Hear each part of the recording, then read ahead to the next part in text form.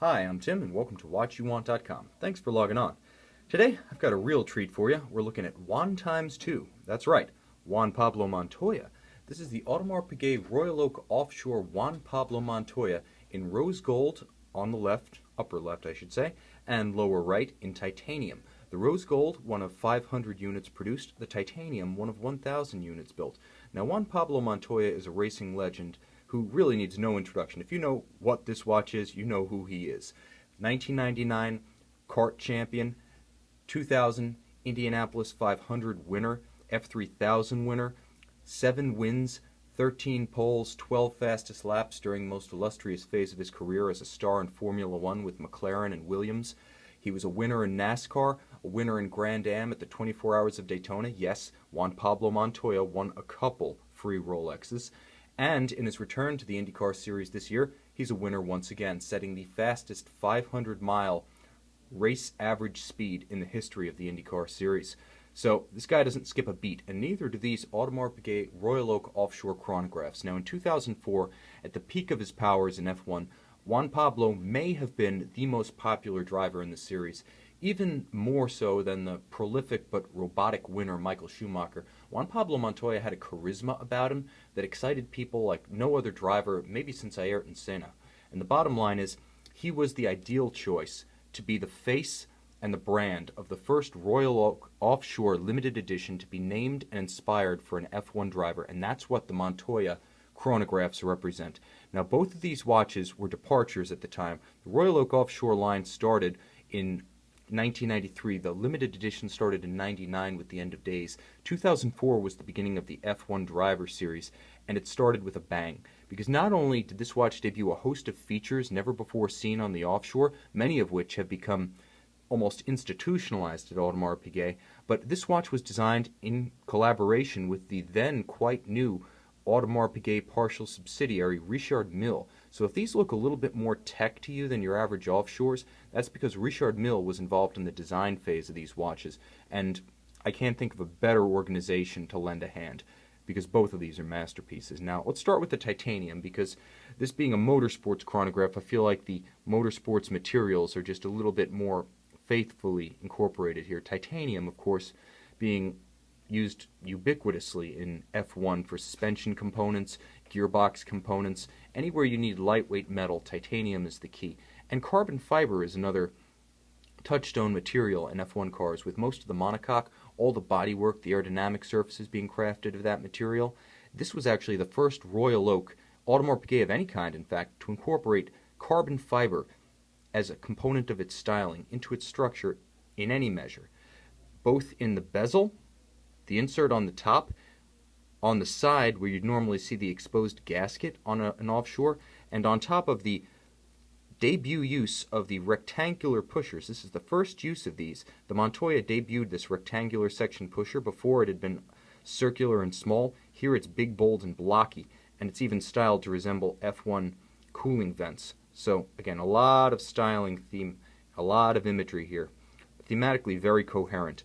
But this look, which has become iconic of the 44mm Royal Oak Offshore, debuted for the first time on the Montoya. Before this, nothing in the offshore line looked like this. And everything that's come after has merely been trying to emulate the look of the Montoya. That's how successful it was. We feel the reverberations to this day.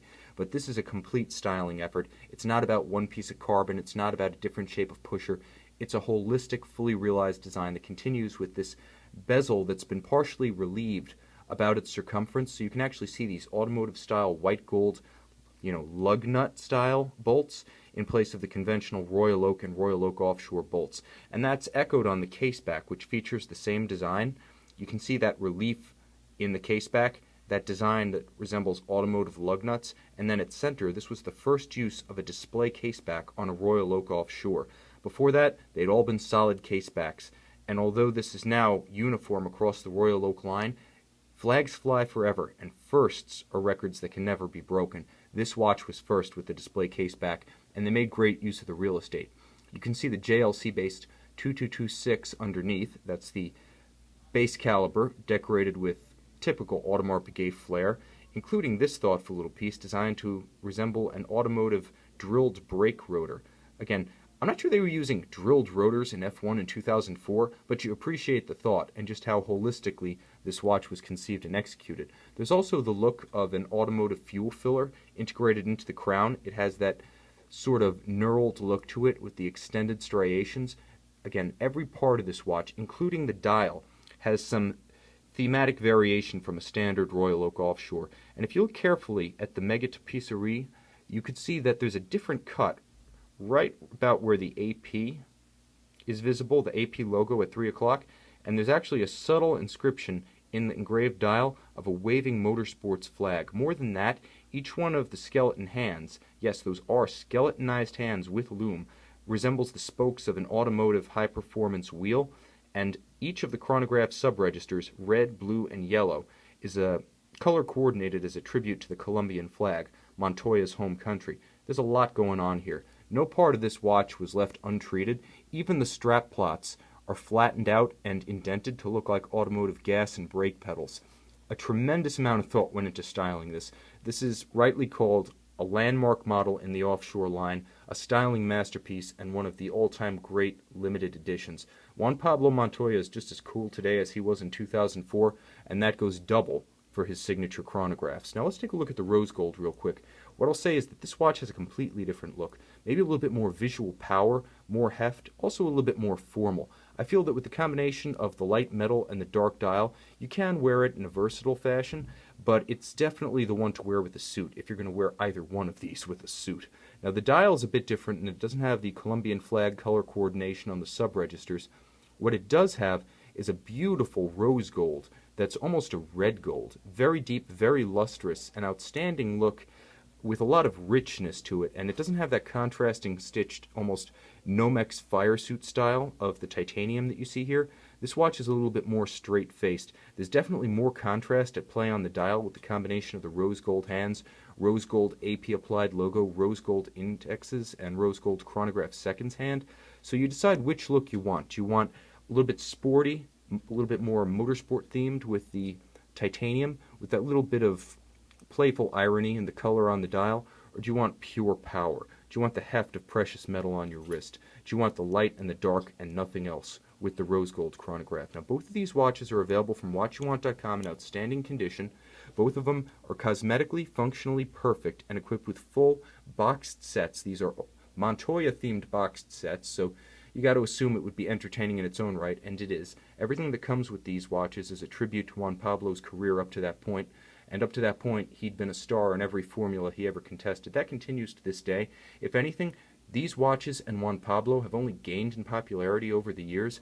These are true, tried and true collectibles, whether you're into racing or not. If you're into Audemars Piguet, if you're into high-end chronographs, you can't get any better than the Audemars Piguet Juan Pablo Montoya Royal Oak Offshore limited editions, available in rose gold and titanium from watchyouwant.com. I'm confident whether you want to go for one or both, this 2-for-1 deal will not be beat, and I think you'll find the watch you want.